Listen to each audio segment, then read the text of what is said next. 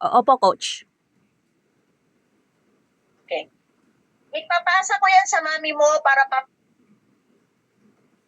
practicein mo yan tongue twister mo. Okay, ito na naman. Na hindi maano.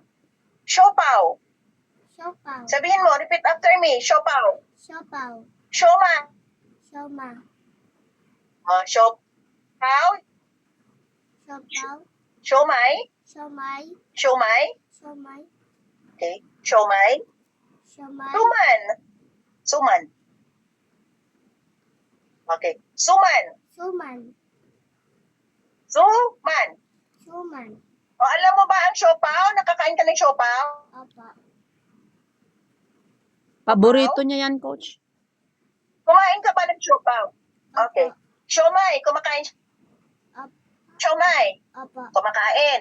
Ang suman sis, di ba yung matamis? Suman sa amin yun eh. Suman. Kumakain ka rin yan? Opo. Opo. Ay, opo. Kumakain siya ng suman. Opo. Ganito yan, sorry.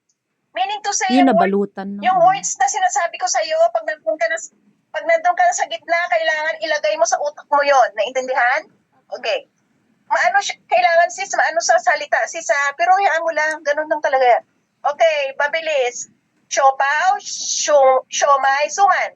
Okay, siopaw, Siopaw. siopaw, siomay, Siomay. suman. Suman.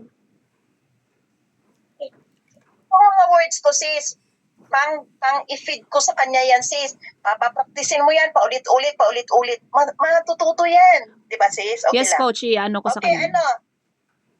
Madami yan sis. Yan lang ang ginaano ko sa una kong mga bata sis. Kaya ngayon, kahit si Anya sis, nilalamon yung si Anya sis, kayang lumalamon ng linya yan sis. Oh, Di ba? Ganon siya sis, maging ano yan. Tingnan mo, host. Si ano kaya niya rin yan. Constant practice makes a child perfect, di ba? yes po. Okay. Hingdan mo ako ha. Siopaw, siomay, suman. Siopaw, siomay, suman. Kailangan yung bunganga sis, kailangan ganon.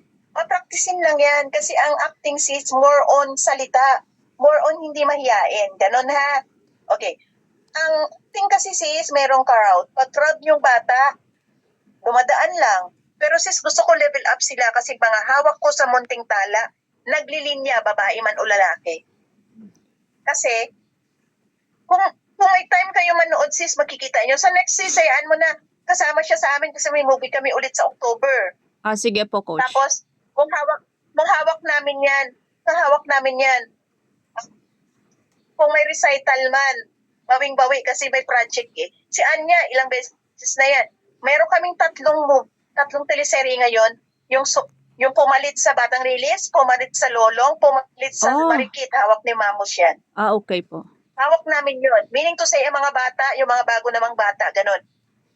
Hindi ko naman sinasabi sis, na ang mga hawak ko sis, lahat yan, nakashooting yan. Okay po. May bago lang ako siya at bago.